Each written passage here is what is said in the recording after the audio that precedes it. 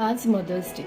खरं तर ज्यांच्यासाठी आपण असे विशेष दिवस साजरे करतो त्यांच्या कष्टाची, त्यागाची, त्यांच्या असण्याची जाणीव, तो आदर आपण लक्षात ठेवण्यासाठी म्हणून, ती आठवण करून देण्यासाठी म्हणून हे दिवस असतात.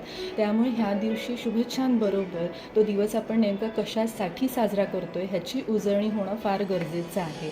सोशल मीडियावर आज भरपूर सुंदर सुंदर मेसेजेस, कविता फिरत आहेत. तर त्यामधनं जी संवेदनशीलता आपण दाखवतो आहे ती वर्षभर आपल्या कृतीतनं कशी दिसेल ह्याबद्दल थोडा आज विचार करूया. आपण प्रत्यक्ष त्या आयांना जाऊन मदत करू शकलो नाही तरी त्यांना भावनिक पाठिंबा कसा देता येईल ह्याबद्दल विचार करा. हेही जमले नाही तर कमीत कमी खोचक बोलून किंवा वागून त्या आयांचा ताण वाढणार नाही ना ह्याची काळजी थोडी आपण घेऊया. प्रत्येक आईबद्दल आपण सगळ्यांनी संवेदनशील असणं फार गरजेचं आहे.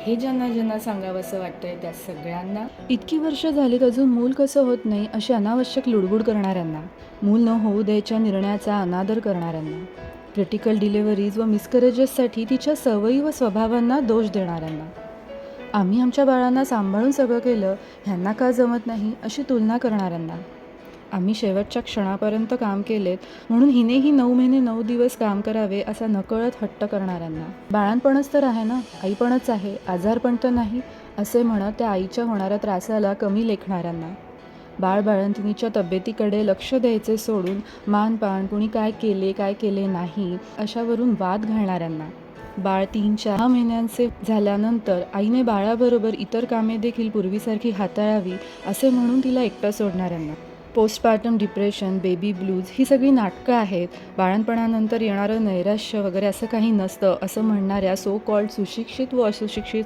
सगळ्यांना, पाळणाघरात मुलांना सोडून कामाला जाणाऱ्या आईला गिल्ट देणाऱ्या प्रत्येकाला, मूल वाढवणं, त्याला वळण लावणं, अभ्यास घेणं, तब्येतीची काळजी घेणं केवळ आईची जबाबदारी आहे असे समजणाऱ्या प्रत्येकाला, मुलांच्या काळजीने आठवणीने व्याकुळ होणाऱ्या भावनांना, अतिशयोक्ती ठरवणाऱ्या प्रत्येकाला, मोनोपॉजच्या त्रासाबद्दल अज्ञानात असणाऱ्या प्रत्येकाला, मूल वाया गेलं म्हणून आईला ब्लेम करणाऱ्या प्रत्येकाला हा मेसेज अवश्य पाठवा, जेणेकरून ह्या सगळ्यांना त्यांच्या संवेदनशील होण्याची जबाबदारी आणि गरज कळेल आणि इथून पुढचे मदर्स डे या आयांसाठी ट्रिगरिंग पॉईंट न ठरता त्या हॅपीली हा दिवस साजरा करू शकतील. Happy mother's day.